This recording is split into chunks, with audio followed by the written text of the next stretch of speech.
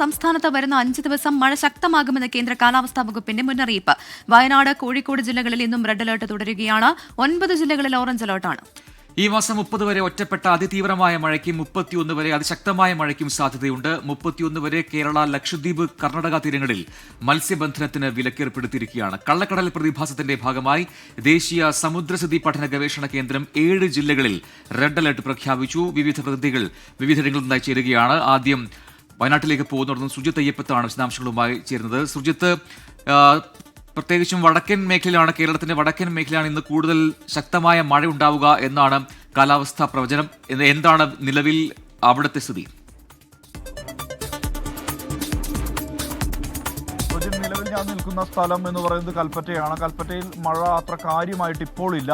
രാത്രിയും വലിയ രീതിയിലുള്ള മഴ ഉണ്ടായിട്ടില്ല. ഇടവിട്ട് ശക്തമായ മഴയാണ് വയനാട്ടിൽ പെയ്തുകൊണ്ടിരിക്കുന്നത്. അത് ഇന്നലെ പകലും ആ ഒരു അവസ്ഥയാണ് ഉണ്ടായിരുന്നത്. ശക്തമായ കാറ്റും വീശുന്നുണ്ട്. ഏറ്റവും പ്രധാനപ്പെട്ട കാര്യം ഈ മരം പൊട്ടിവിടൽ ഉൾപ്പെടെയുള്ള വിഷയങ്ങളാണ് ഏറ്റവും വലിയ പ്രതിസന്ധിയായി നിൽക്കുന്നത്. മാത്രമല്ല വലിയ അളവിൽ താഴ്ന്ന പ്രദേശങ്ങളിൽ വെള്ളക്കെട്ട് ഉണ്ട്. ആ വെള്ളം വാർന്നു തുടങ്ങിയിട്ടുണ്ട് എന്നുള്ളതാണ് ഏറ്റവും പ്രധാനപ്പെട്ട കാര്യം.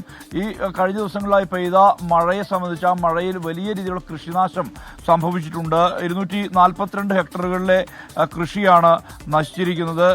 ഈ 2199 ലക്ഷം രൂപയുടെ നഷ്ടമാണ് ജില്ലയിൽ ഇതുവരെ ഈ മഴക്കെടുതിയുമായി ബന്ധപ്പെട്ട് സംഭവിച്ചിട്ടുള്ളതെന്നുള്ളതാണ്. ഏറ്റവും കൂടുതൽ നാശം സംഭവിച്ചത് വാഴ കൃഷിക്കാണ്. 3,53,000-ലധികം വാഴകൾ നിലം പൊത്തി എന്നുള്ളതാണ് കണക്ക് ലഭ്യമാവുന്നത്. ഈ 92 ഹെക്ടർ സ്ഥലത്തെ നെൽകൃഷിയും നാശത്തിന് വിധേയമായിട്ടുണ്ട് എന്നുള്ളത് ഔദ്യോഗികമായി തന്നെ സർക്കാർ അറിയിക്കുന്നുണ്ട്. ബാണാസുര സാഗർ അണക്കെട്ടിലെ ജലനിരപ്പ് 760.15 മീറ്ററാണ് എന്നുള്ളത് KSCBയും വ്യക്തമാക്കിയിട്ടുണ്ട്. ഈ ജലനിരപ്പ് റൂൾ കർവിന്റെ 1.5 മീറ്റർ താഴെ എത്തിയാൽ ബ്ലൂ അലേർട്ടും, 1 മീറ്റർ താഴെ എത്തിയാൽ ഓറഞ്ച് അലേർട്ടും, 1/2 മീറ്റർ താഴെ എത്തിയാൽ റെഡ് അലേർട്ടും പുറപ്പെടുവിക്കും. നിലവിൽ നില ഭദ്രമായ രീതിയിൽ തന്നെയാണ് ജലനിരപ്പ് ഉള്ളത് എന്നുള്ളതാണ് അറിയിക്കുന്നത്. ഈ മഴക്കെടുതിയുമായി ബന്ധപ്പെട്ട് ഇപ്പോൾ നിലവിൽ 18 ക്യാമ്പുകളാണ് ജില്ലയിൽ തുറന്നിട്ടുള്ളത്. ഈ 18 ക്യാമ്പുകളിൽ നിന്നായി 693 പേരെയാണ് ക്യാമ്പുകളിലേക്ക് മാറ്റിപ്പാർപ്പിച്ചത്. താഴ്ന്ന പ്രദേശങ്ങളിൽ വെള്ളം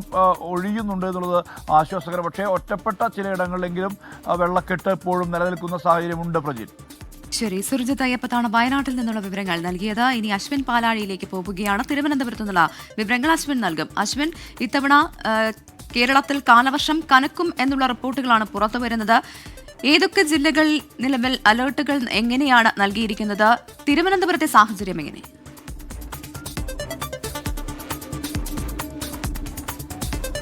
ഗുഡ് മോർണിംഗ്. എന്തായാലും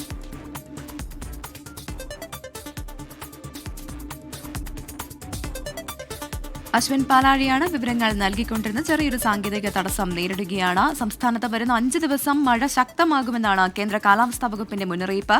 വയനാട്, കോഴിക്കോട് ജില്ലകളിൽ ഇന്നും റെഡ് അലർട്ട് തുടരുകയാണ്. അശ്വിനിലേക്ക് തിരികെ എത്താം. മിഥില ബാലനിലേക്ക് പോവുകയാണ്. Mithila, good morning. കോഴിക്കോടിന്റെ മലയോര മേഖലകളിൽ ഉൾപ്പെടെ അതിശക്തമായ മഴയാണ് കഴിഞ്ഞ ദിവസമൊക്കെ ലഭിച്ചത്. ഇതോടൊപ്പം തന്നെ നിരവധി നാശനഷ്ടങ്ങളും റിപ്പോർട്ട് ചെയ്യപ്പെട്ടിട്ടുണ്ട്.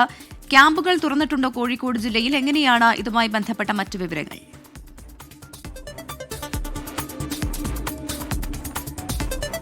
Good morning.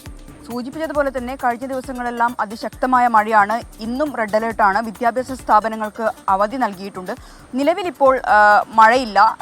മലയോര മേഖലകൾ ഉൾപ്പെടെ ഇന്നലെ രാത്രിയെല്ലാം തന്നെ ഇടവിട്ട് ശക്തമായ മഴയുണ്ടായിരുന്നു. പക്ഷേ ഇപ്പോൾ നിലവിൽ മഴയില്ല എന്നതാണ് മലയോര മേഖലകളിൽ നിന്നുൾപ്പെടെ ലഭ്യമാവുന്ന വിവരം. പുഴകളിലെല്ലാം തന്നെ ജലനിരപ്പ് ഉയർന്നിട്ടുണ്ട്. ഇരുവഞ്ഞിപ്പുഴ, ചെറുപുഴ, ചാലിയാർ ഉൾപ്പെടെ പ്രത്യേകിച്ച് കോരപ്പുഴയിൽ സംസ്ഥാന സർക്കാർ ജാഗ്രതാ നിർദ്ദേശം നൽകിയിട്ടുണ്ട്. ഈ പുഴയോരങ്ങളിൽ താമസിക്കുന്ന ആളുകളോട് ജാഗ്രതാ നിർദ്ദേശം സംസ്ഥാന ഭരണകൂടവും ഒപ്പം തന്നെ ജില്ലാ ഭരണകൂടവും എല്ലാം നൽകിയിട്ടുണ്ട്. മാത്രമല്ല വിനോദസഞ്ചാര മേഖലകളിൽ അതുപോലെ തന്നെ മറ്റ് ഇത്തരത്തിൽ ആളുകൾ പോകാൻ സാധ്യതയുള്ള ഇടങ്ങളിലെല്ലാം നിയന്ത്രണം ഏർപ്പെടുത്തിയിട്ടുണ്ട്. വിലങ്ങാട് അതീവ ജാഗ്രതാ നിർദ്ദേശമാണ്. കഴിഞ്ഞ വർഷം വലിയ രീതിയിൽ ഒരു ഉരുൾപൊട്ടലുണ്ടായി നാശം വിതച്ച വിലങ്ങാട് അതീവ ജാഗ്രതാ നിർദ്ദേശമാണ് ജില്ലാ ഭരണകൂടം നൽകിയിട്ടുള്ളത്. മാത്രമല്ല 58 പേർ ഇപ്പോൾ നിലവിൽ ക്യാമ്പുകളിലാണ് കഴിയുന്നത്. ചെറിയ പ്രതിഷേധം കഴിഞ്ഞ ദിവസം അവിടെ ഉണ്ടായിരുന്നു. കാരണം നേരത്തെ കഴിഞ്ഞ വർഷം ഉണ്ടായ ഉരുൾപൊട്ടലിൽ ഇവരെ ഉൾപ്പെടുത്തിയിട്ടില്ല, ഈ കുടുംബങ്ങളെ ഉൾപ്പെടുത്തിയിട്ടില്ല എന്ന് പറഞ്ഞ് വില്ലേജ് ഓഫീസറെ ഉപരോധിക്കുന്ന ഒരു സാഹചര്യമുണ്ടായി. സമാന രീതിയിലുള്ള ഒരു പ്രതിഷേധത്തിന് ഇന്നും സാധ്യതയുണ്ട് എന്ന വിവരമാണ് അവിടെ നിന്നും ലഭ്യമാവുന്നത്. നിലവിലെ കാലാവസ്ഥ ചാറ്റൽ മഴയൊന്നും നിലവിൽ ഇപ്പോൾ ടൗണിലില്ല. മലയോര മേഖലകളിലും സമാനമായ രീതിയാണുള്ളത്. താമരശ്ശേരി ചുരത്തിലും ഗതാഗത തടസ്സമില്ല എന്നാണ് നിലവിൽ ലഭ്യമാവുന്ന വിവരം.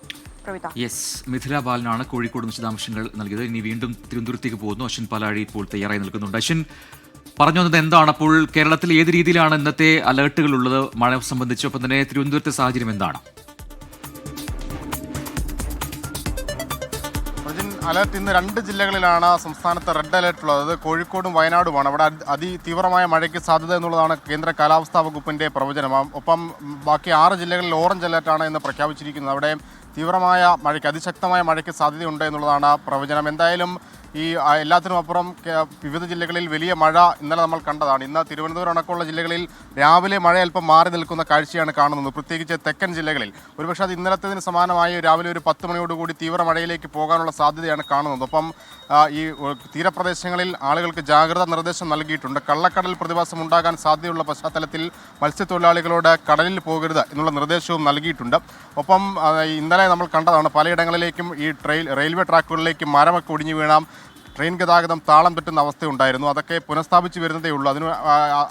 അതുകൊണ്ട് തന്നെ വലിയ ശക്തമായ കാറ്റിൻ്റെ പ്രവചനവുമുണ്ട്. എന്തായാലും 30-ാം തീയതി വരെ, വരുന്ന 30 വരെ അതിതീവ്ര മഴയ്ക്കാണ് കേരളത്തിൽ പ്രവചനമുള്ളത്. ഒപ്പം 31 വരെ തീവ്ര മഴ തുടരുമെന്നും പറയുന്നുണ്ട്. അതിനുശേഷം വീണ്ടും കാലവർഷം കനക്കുന്ന ഒരു സാഹചര്യം ഉണ്ടാകുമെന്നുള്ള ഒരു പ്രവചനം കൂടി കാലാവസ്ഥാ വകുപ്പിൻ്റെ ഭാഗത്തുനിന്നുണ്ടായിട്ടുണ്ട്. എന്തായാലും വരും ദിവസങ്ങളിൽ അതീവ ജാഗ്രത പുലർത്തണം എന്നുള്ളതാണ് മുന്നറിയിപ്പ്. പ്രജിത്ത്. യെസ്, അശ്വിൻ പാലാഴിയാണ് വിശദാംശങ്ങൾ നൽകിയത് തിരുവനന്തപുരത്ത് നിന്നും.